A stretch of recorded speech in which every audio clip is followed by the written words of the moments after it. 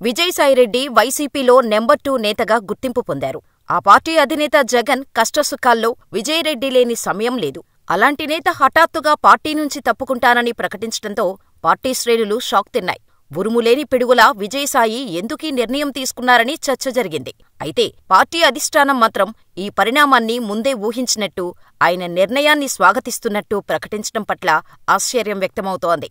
మీ నిర్ణయాన్ని ఆమోదించినప్పటికీ ఇప్పటికీ మిమ్మల్ని గౌరవిస్తాం. మా పార్టీ ఆవిర్భావం నుంచి మీరు మా పార్టీకి బలమైన మూలస్తంభాల్లో ఒకరు.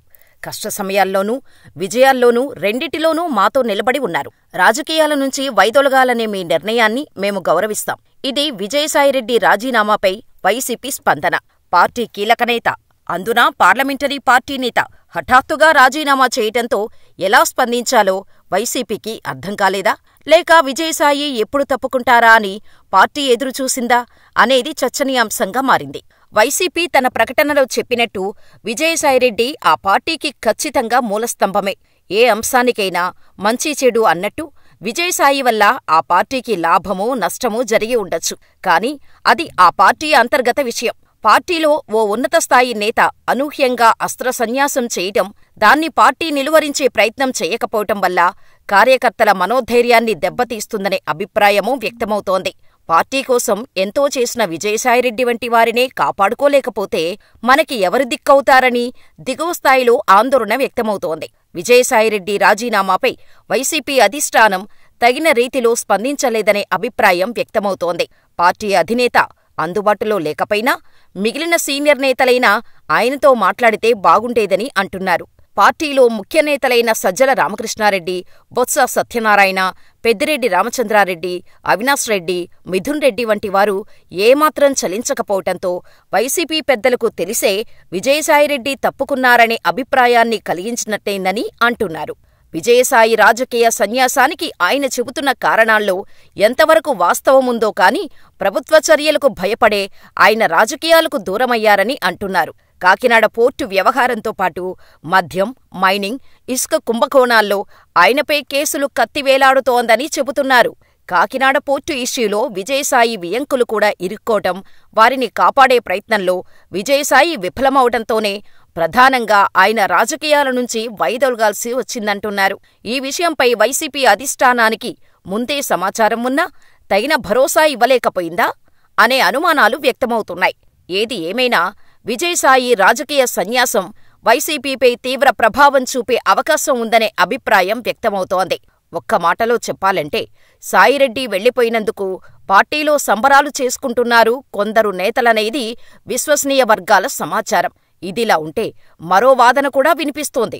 అదేంటంటే ఏపీలో వైసీపీకి పరిస్థితి ఏంటి? ఆ పార్టీ నుంచి నేతలు ఎందుకు బయటకు వెళ్తున్నారు? వెళుతూ వెళుతూ రాజకీయాల నుంచి ఎందుకు నిష్క్రమిస్తున్నారు? ఎదుటి పార్టీలో అవకాశం లేకా? లేకుంటే ఆ పార్టీలో చేరే పరిస్థితులు పోగొట్టుకుంటారా? ఇప్పుడు పొలిటికల్ సర్కిల్లో ఇదే చర్చ. వైసీపీ అధికారం కోల్పోయిన వెంటనే ఆ పార్టీ అభ్యర్థిగా విజయవాడ పార్లమెంటు స్థానం నుంచి పోటీ చేసిన కేశినేని నాని రాజకీయాల నుంచి తప్పుకున్నారు. అటు తర్వాత సినీ నటుడు అలీ తనకు ఏ రాజకీయ పార్టీతో సంబంధం లేదని తేల్చి చెప్పారు. అయితే వీరే కాదు, రాష్ట్ర వ్యాప్తంగా ఉన్న ద్వితీయ శ్రేణి నాయకత్వం తమకు ఇక రాజకీయాలతో సంబంధం లేదు అన్నట్టు వ్యవహరిస్తోంది. అంతలా పరిస్థితి దాపురించటానికి కారణం ఎవరంటే మాత్రం అందరి చూపు జగన్ వైపే ఉంది. ఎందుకంటే గత 10 ఏళ్ల వైసీపీ కాలగమనంలో చాలా తప్పిదాలు జరిగాయి. పార్టీ శ్రేణులకు ఒక రాంగ్ ఫీడ్బ్యాక్ వెళ్ళింది. రాజకీయ దూకుడు తన అధికమైంది. ఇదే ఇప్పుడు ఆ పార్టీకి చేటుగా మారింది.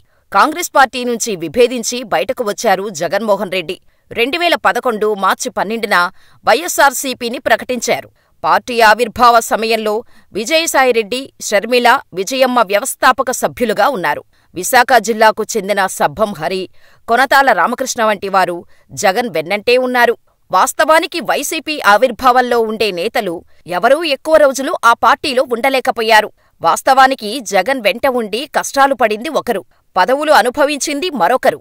నాడు జగన్ వెంట నడిచిన చాలామంది నేతలు మధ్యలోనే డ్రాప్ అయ్యారు. కొందరు ఇతర పార్టీలోకి వెళ్లిపోయారు. సబ్బం హరితో పాటు కొంతాల రామకృష్ణ పూర్తిగా జగన్కు దూరమయ్యారు. అప్పట్లో తెలంగాణ నుంచి కొండా సురేఖ, గోనె ప్రకాశ్రావు వంటి నేతలు ఉండేవారు. తర్వాత కాలంలో విభేదించి బయటకు వెళ్లిపోయారు. జగన్ తల్లి విజయమ్మతో పాటు చెల్లెలు షర్మిల కూడా పార్టీకి గుడ్ బై చెప్పారు.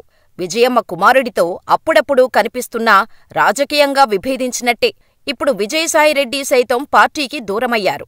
అంటే దాదాపు వైసీపీ ఆవిర్భావ సమయంలో వ్యవస్థాపక సభ్యులుగా ఉన్న వారంతా ఇప్పుడు ఆ పార్టీకి దూరమైనట్టే. 2019లో వైసీపీ అధికారంలోకి వచ్చిన తర్వాత పార్టీ ఆవిర్భావం నుంచి వచ్చిన నేతలకు కాదని తన సొంత టీమును ఏర్పాటు చేసుకున్నారు జగన్. సీనియర్లను పక్కనపెట్టి తనను నమ్ముకున్న జూనియర్లకు ఛాన్స్ ఇచ్చారు. తన మాటకు తిరిగి చెప్పకుండా ఉండే నేతలకు ఎంపిక చేసుకొని పదవులు ఇచ్చారు. వారికి విపరీతమైన వాక్ స్వాతంత్రాన్ని ఇచ్చారు. అయితే అది ప్రత్యర్థులపై ప్రయోగించటంతో విఫలమైంది. అయితే జగన్ ఆదరించిన నేతలు ఎవరూ ఇప్పుడు ఆయనకు మద్దతుగా లేరు. పార్టీ కష్టకాలంలో ఉన్నప్పుడు వారు ఎవరూ మాట్లాడటం లేదు. అయితే ఇంత జరుగుతున్నా జగన్లో ఒక సమీక్ష జరగట్లేదు. ఎందుకిలా జరుగుతోంది అని ఆలోచించుకోవటం లేదు. మున్ముందు ఇలాగే సాగితే పార్టీకి ఇబ్బందికర పరిస్థితులు తప్పవని కేడర్ ఆవేదన వ్యక్తం చేస్తోంది.